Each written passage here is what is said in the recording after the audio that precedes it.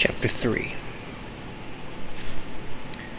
I don't know if you've ever noticed this, but first impressions are often entirely wrong. You can look at a painting for the first time, for example, and not like it at all. But after looking at it a little longer, you may find it very pleasing. The first time you try Gorgonzola cheese, you may find it too strong. But when you're older, you may want to eat nothing but Gorgonzola cheese. Klaus, when Sunny was born, did not like her at all. But by the time she was 6 weeks old, the two of them were thick as thieves. Your initial opinion on just about anything may change over time. I wish I could tell you that the Baudelaire's first impression of Count Olaf and his house were incorrect, as first impressions so often are.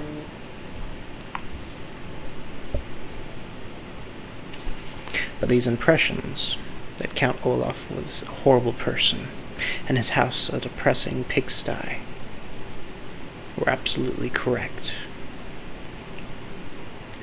During the first few days after the orphans arrived at Count Olaf's, Violet, Klaus, and Sunny attempted to make themselves feel at home, but it was really no use. Even though Count Olaf's house was quite large, the three children were placed together in one filthy bedroom that only had one small bed in it. Violet and Klaus took turns sleeping in it, so that every other night one of them was in the bed and the other was sleeping on the hard wooden floor. And the bed's mattress was so lumpy it was difficult to say who was more uncomfortable. To make a bed for Sunny, Violet removed the dusty curtains from the curtain rod that hung over the bedroom's one window, and bunched them together to form a sort of cushion, just big enough for her sister. However, without the curtains over the cracked glass, the sun streamed through the window every morning, so the children woke up early and sore each day. Instead of a closet, there was a large cardboard box that had once held a refrigerator, and would now hold the three children's clothes, all piled in a heap. Instead of toys, books, or other things to amuse the youngsters, Count Olaf had provided a small pile of rocks, and the only decoration on the peeling walls was a large and ugly painting of an eye, matching the one on Count Olaf's ankle and all over the house. But the children knew, as I'm sure you know, that the worst surroundings in the world can be tolerated if the people in them are interesting and kind. Count Olaf was neither interesting nor kind. He was demanding, short-tempered, and bad-smelling. The only good thing to be said for Count Olaf is that he wasn't around very often. When the children woke up and chose their clothing out of the refrigerator box, they would walk into the kitchen and find a list of instructions left for them by Count Olaf, who would often not appear until nighttime. Most of the day he spent out of the house, or up in the high tower, where the children were forbidden to go. The instructions he left for them were usually difficult chores, such as repainting the back porch or repairing the windows. And instead of a signature, Count Olaf would draw an eye at the bottom of the note. One morning, his note read, "My theater troupe will be coming for dinner before tonight's performance. Have dinner ready for all 10 of them by the time they arrive at 7 o'clock. Buy the food, prepare it, set the table, serve dinner, clean up afterwards, and stay out of our way." Below that, there was the usual "I," and underneath the note was a small sum of money for the groceries. Violet and Klaus read the note as they ate their breakfast, which was a gray and lumpy oatmeal Count Olaf left for them each morning, in a large pot on the stove. Then they looked at each other in dismay. "None of us knows how to cook," Klaus said. "That's true," Violet said. "I knew how to repair those windows and how to clean the chimney, because those sort of things interest me. But I don't know how to cook anything except toast. And sometimes you burn the toast," Klaus said, and they smiled. They were both remembering a time when the two of them got up early to make a special breakfast for their parents. Violet had burnt the toast, and their parents, smelling smoke, had run downstairs to see what the matter was.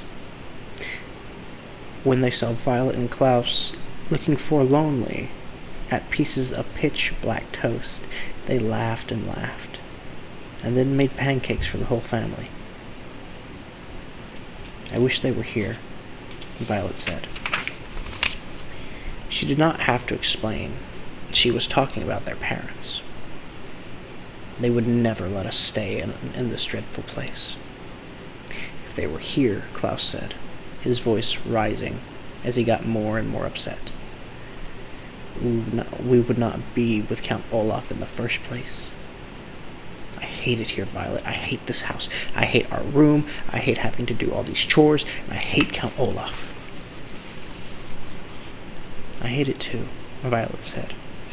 And Klaus looked at his older sister with relief. Sometimes just saying that you hate something and having someone agree with you can make you feel better about a terrible situation. "I hate everything about our lives right now, Klaus," she said. "But we have to keep our chin up." This was an expression the children's father had used, and it meant try to stay cheerful. "You're right," Klaus said. "But it is very difficult to keep one's chin up when Count Olaf keeps shoving it down." "Juk!" Sunny shrieked, banging on the table with her oatmeal spoon. Violet and Klaus were jerked out of their conversation and looked once again at Count Olaf's note. "Perhaps we could find a cookbook and read about how to cook," Klaus said. "It shouldn't be that difficult to make a simple meal." Violet and Klaus spent several minutes opening and shutting Count Olaf's kitchen cupboards, but there weren't any cookbooks to be found. "I can't say I'm surprised," Violet said. "We haven't found any books in this house at all." "I know," Klaus said miserably. "I miss reading very much. We must go out and look for a library sometime soon." "But not today," Violet said. "Today we have to cook for 10 people. At that moment there was a knock on the front door. Violet and Klaus looked at one another nervously. Who in the world would want to visit Count Olaf? Violet wondered out loud. "Maybe somebody wants to visit us," Klaus said, without much hope. In the time since the Baudelaire's parents' death, most of the Baudelaire orphans' friends had fallen by the wayside, an expression which here means they stopped calling, writing, and stopping by to see any of the Baudelaires, making them very lonely. You and I, of course, would never do this to any of our grieving acquaintances. But it is a sad truth in life that when someone has lost a loved one, friends just sometimes avoid the person, just when the presence of friends is most needed. Violet, Klaus, and Sunny walked slowly to the front door and peered through the peephole, which was in the shape of an eye. They were delighted to see Justice Strauss peering back at them and opened the door. "Justice Strauss," Violet cried, "how lovely to see you." She was about to add, "Do come in," but then she realized that Justice Strauss would probably not want to venture into the dim and dirty room.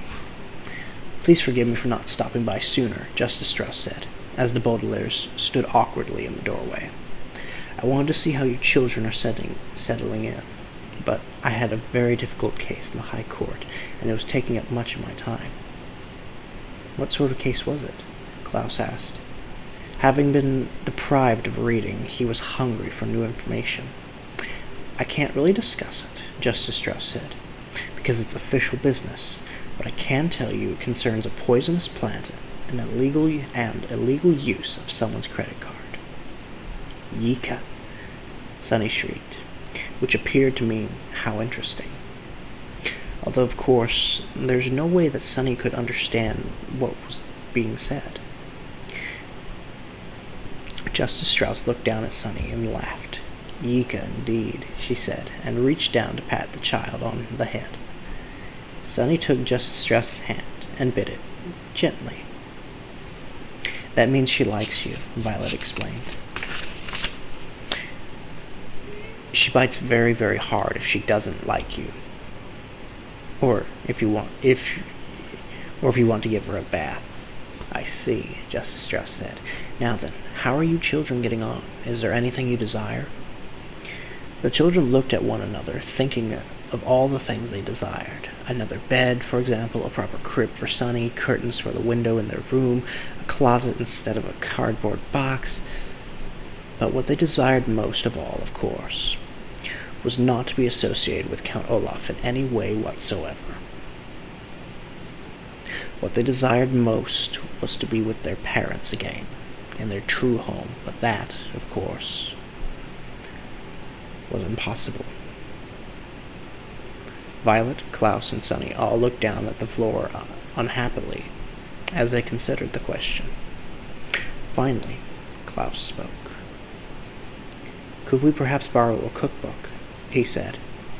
Count Olaf has instructed us to make dinner for his theater troupe tonight, and we can't find a cookbook in the house. Goodness, Justice Strauss said. Cooking dinner for an entire theater troupe seems like a lot to ask of children. Count Olaf gives us a lot of responsibilities. Violet said. What she wanted to say was, Count Olaf is an evil man, but she was well-mannered. Well, why don't you come next door to my house, Justice Strauss said, and find a cookbook that pleases you. The youngsters agreed and followed Justice Strauss out the door and over to her well-kept house. She led them through an elegant hallway smelling of flowers and to an enormous room. And when they saw what was inside, they nearly fainted from delight. Klaus, especially. The room was a library, not a public library, but a private library. That is, a large collection of books belonging to Justice Strauss. There were shelves and shelves of them, on every wall, from the floor to the ceiling, and separate shelves and shelves of them in the middle of the room. The only place there weren't books was in one corner, where there were some large, comfortable-looking chairs and a wooden table with lamps hanging over them, perfect for reading, although it was not as big as their parents' library. It was as cozy, and the Baudelaire children were thrilled.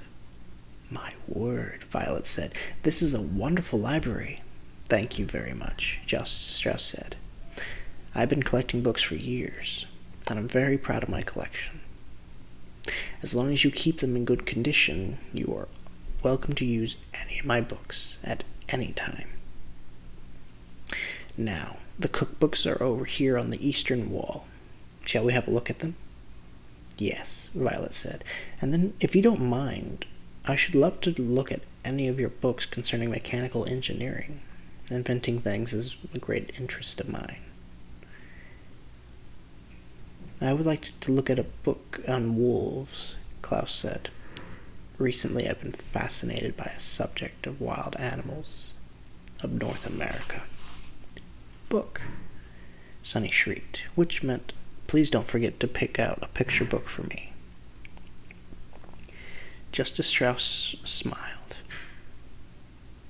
It is a pleasure to see young people interested in books, she said. But first I think we'd better find a good recipe, don't you?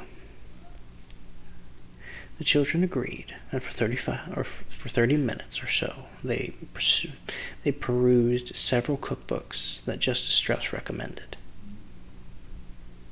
tell you the truth, the three orphans were so excited to be out of the Count Olaf's house and in this pleasant library that they were a little distracted and unable to concentrate on cooking. But finally, Klaus found a dish that sounded delicious and easy to make. "Listen to this," he said. "Puttanesca. It's an Italian sauce for pasta. All we need to do is saute olives, capers, anchovies, garlic, chop parsley, and tomatoes together in a pot, and prepare spaghetti to go with it." "That sounds easy," Violet agreed. And the Baudelaire orphans looked at one another.